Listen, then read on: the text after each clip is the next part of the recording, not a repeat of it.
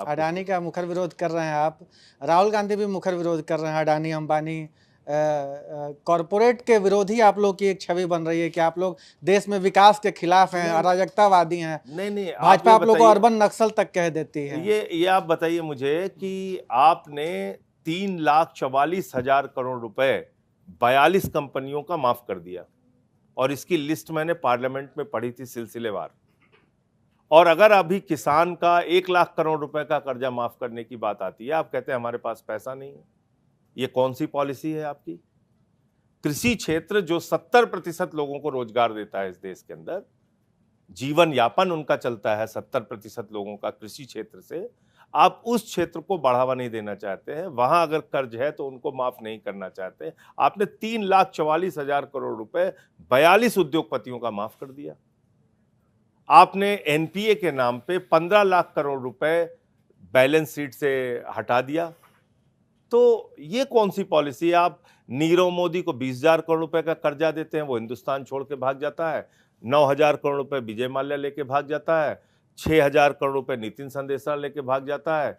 3,000 करोड़ रुपए ललित मोदी लेके भाग जाता है। उनके पासपोर्ट आप जब्त नहीं करते। संजय सिंह के पासपोर्ट आपने जब्त कर रखे हैं, मेरे पासपोर्ट जब्त है। जो हजारों करोड़ के लुटेरे हैं उनको खुली छूट है हिंदुस्तान छोड़ के भागने की, और हम लोगों के पासपोर्ट जब्त है। तो अब आप समझ सकते हैं कि किसके लिए काम कर रहे हैं लोग। तो इसलिए जो समाजवादी विचारधारा है, डॉक्टर लोहिया की जो विचारधारा है, वो क्या कहती है? समता मूलक संपन्नता युक्त समाज की स्थापना है समाजवाद।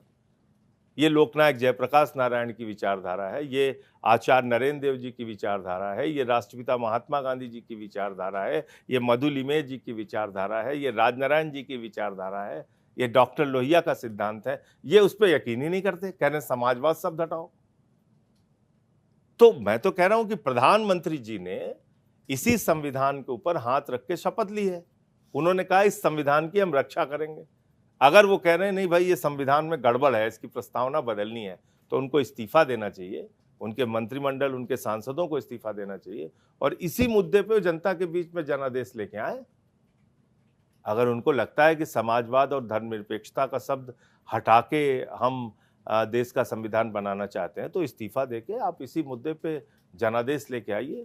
देखिए क्या है, ये भारतीय झगड़ा पार्टी है, इनको कोई काम नहीं करना है इस देश के लिए, इनको सिर्फ झगड़े कराने हैं।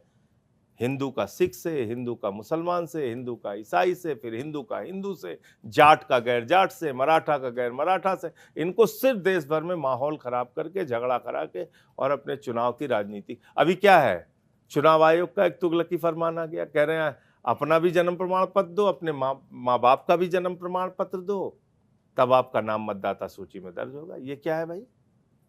आप पूरे देश में एनआरसी लागू कर रहे हैं।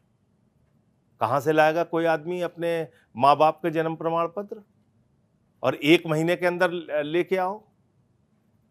तो सवाल ये है कि अगर इन बातों पे इनके खिलाफ बोला नहीं जाएगा, इनसे सवाल नहीं पूछे जाएंगे, तो जैसे जो कुछ भी आज है ये और बदतर होगा, इससे बेहतर तो नहीं होगा।